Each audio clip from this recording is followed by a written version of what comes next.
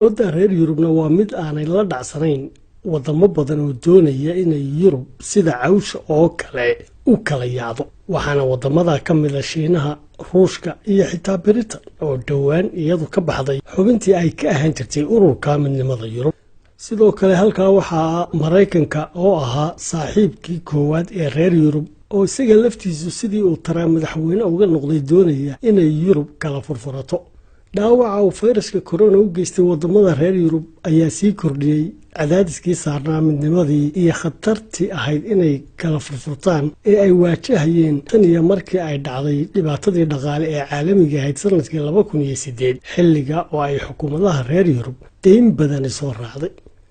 barnaamijkeena xogta dahsoonna waxaynu daaha kaga qaadaynaa heerka ay gaadhsiisan tahay suurtagalnimada inay midowda Yurub kala baxbaxaan oo burburaan sida ay horeba ugu burbureen jamhuuriyado iyo boqortooyooyin caalamka badhkiisa oo xukumay. qodobo kale ayaa raaci doona. ku soo dhowaada barnaamijka.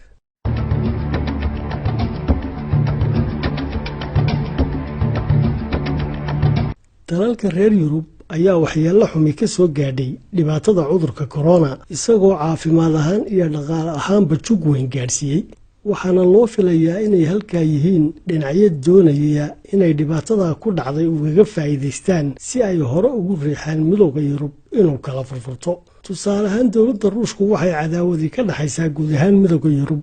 gaar ahaana dalka Jarmalka oo isagu ah waddanka hogaamiya midowda Yurub ahna dalka ugu dhaqaalaha wanaagsan.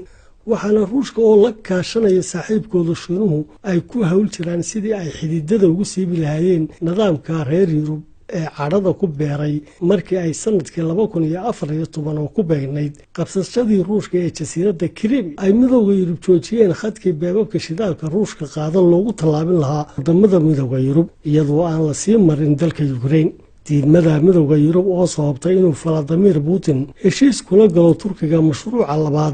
ee Turkey Stream kaasoo gaastii Ruushka lagu soo qaadayo beebab lasoo dhex marinayo badda midow dabeetana lasii marsiinayo dalka Turkiga oo looga sii gudbinayo wadamada reer Yurub sida Giriiga, Talyaaniga, Bulgaria iyo wadamo kale ilaa uu ka gaadho galbeedka iyo koonfurta qaaradaasi. intaa oo qura kuma joogin Vladimir Putin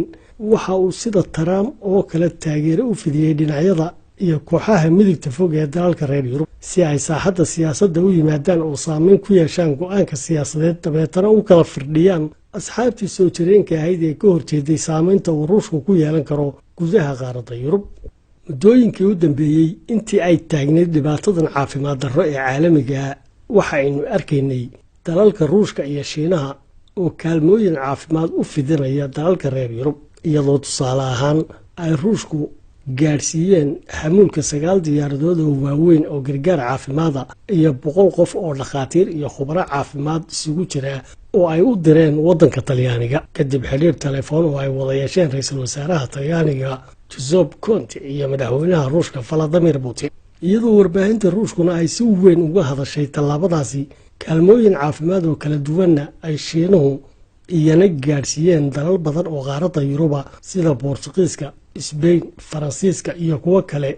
marka laga reebo wadamada Maraykanka iyo Ingiriiska oo aan iyagu aqoonsanayn inay Shiinuhu leeyihiin khubaro caafimaad iyo hanaan daaweyneed oo la isku halayn karo. waana xilli ay Ruushka iyo Shiinuhuba isku dayayaan inay gudaha u galaan ururka midowda Yurub oo ay ka samaystaan saaxiibo dhab ah, saami wanaagsanna ka helaan suuqyada wadamadaasi. horena ay u jirtay inay dalalka Talyaaniga iyo Giriiguba qayb ka noqdeen qorshaha maalgashi ee Shiinaha ee loo yaqaano dariiqii xiriirta. dalka Britain oo sanadkan bilowgiisii si rasmi ah uga baxay ururka midowda Yurub ayaa warbaahintiisu waxa ay buunbuuninayaan fikraddii ay aqlabiyadoodu aaminsanaayeen ee kala furfurashada midowda Yurub, waxaana intii waxyeelada corona socotay ay saxaafadda Ingiriisku saadaalinayeen inay dalalka Spain iyo Talyaanigu ka baxayaan midowda Yurub, iyadoo xukuumadda Ingiriiska ee xilliganna ay danaynayso inay dalal kala qaadaan tallaabadeedii ay kaga baxday midowda Yurub, maadaama haddii ay sii furfurmaan midowda Yurub ay suuragal u noqonayso dowladda Ingiriisku inay heshiisyo muhiima oo dhaqaale iyo baayac mushtar la gasho Jarmalka iyo Faransiiska.